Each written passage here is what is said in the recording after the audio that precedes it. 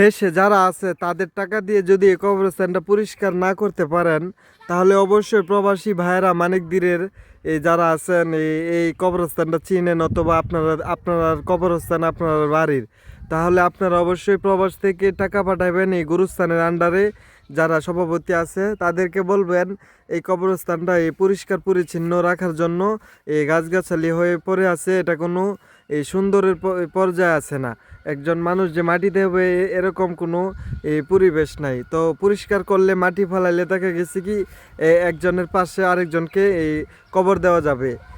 আশা করি সবাই বুঝছেন। আসসালামু আলাইকুম, হ্যালো ফেসবুক বন্ধুরা, আমি এখন আছি মানিকদি এই চুম্মরি বাজার থেকে বের হয়ে এই কুলিয়ারচর যাওয়ার পথে এই বাম সাইডে যে কবরস্থানটা, তো এই কবরস্থানের সামনে।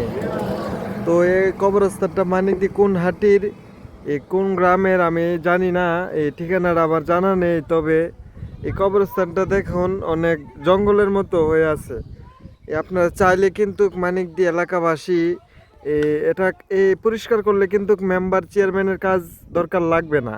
আপনারা ওয়ার্ডের যে কোনো একজন এই মাধ্যম নিয়ে এসে যারা এই কবরস্থান, যার উদ্যোগে এই কবরস্থানটা হয়েছিল, তার কোনো সরকারি মালিক থাকলে এই জায়গার, আপনারা চাইলে কিন্তু এই কবরস্থানটা পরিষ্কার করতে পারেন। আমি আশা করি বুঝছেন কি বলছি, যে আপনারা অবশ্যই চাইলে নিজের মন থেকে এই কবরস্থানটা সুন্দর করে পরিষ্কার পরিচ্ছন্ন করে রাখলে কিন্তু যেহেতু রাস্তার সাইডে অনেক সুন্দর দেখা যায়। আসুন একটু পিছন দিয়ে দেখাই।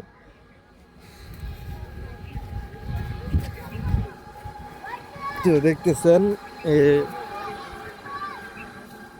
আমি একটু নিচের দিকে আসছি এই রাস্তা থেকে।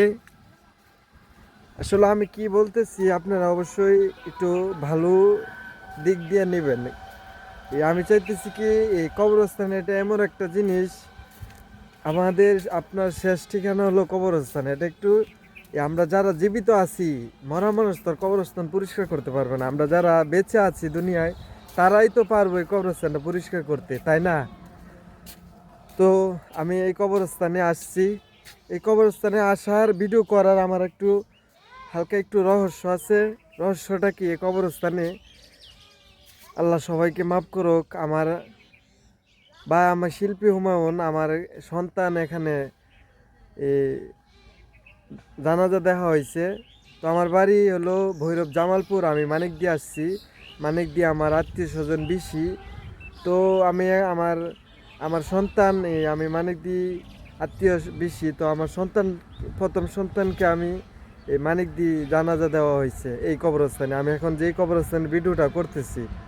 তো আশা করি সবাই আমাকে ভালোবাসবেন আর মানুষের জন্য দোয়া করবেন, যেমন আমি শিল্পী হুমায়ুন ভালো ভালো ভিডিও দিতে পারি, দেখাইতে পারি।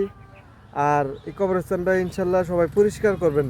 যেই শুধু মানিকদিরের না, যে কোনো জায়গার যে কোনো কবরস্থান দরকার হলে টাকা দিয়ে হলেও শ্রমিক দিয়ে এই কবরস্থান পরিষ্কার করাবেন। এটাই আমার আবদার সকল বন্ধুদের কাছে। তো আশা একটু ভিডিওটা দেখাই এই পিছন দিয়া।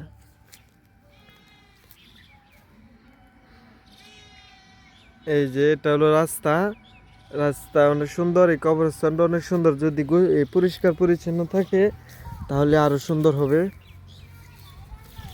আর সবাই আমি যে কথাটা বললাম যে আমার সন্তানের কথা, আমার একজন ছেলে সন্তান এখানে জানাজা দেওয়া হয়েছে। ইনশাল্লাহ সবাই দোয়া করবেন। আর একটু যদি পারেন তাহলে একটু ওয়াল টোয়াল কইরা সাইডে ওয়াল টল দিয়ান, ইট টিট বেড়া দিয়া, তারপর একটু সুন্দর করার চেষ্টা করবেন। বেড়া দিবেন, ওয়াল দিয়ে বেড়া দিবেন। যদি 8-10 টাক বালু ফালান লাগে অথবা মাটি ফালান লাগে তাও করবেন।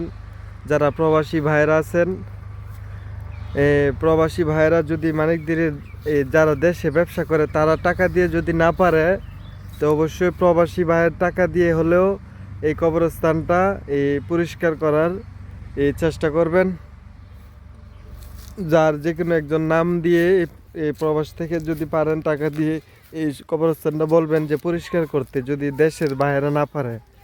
অবশ্যই সবাই ভালো থাকবেন, নিজের যত্ন নেবেন। আর আমি যে কথাটা বললাম, এই কবরস্থান সবসময় পরিষ্কার রাখবেন। এটা এই অপরিষ্কার হয়ে আছে। তো ইনশাল্লাহ সবাই এই সবার জন্য সবাই দোয়া করবেন আর মানুষের সাথে সুন্দর করে চলাফেরা করবেন।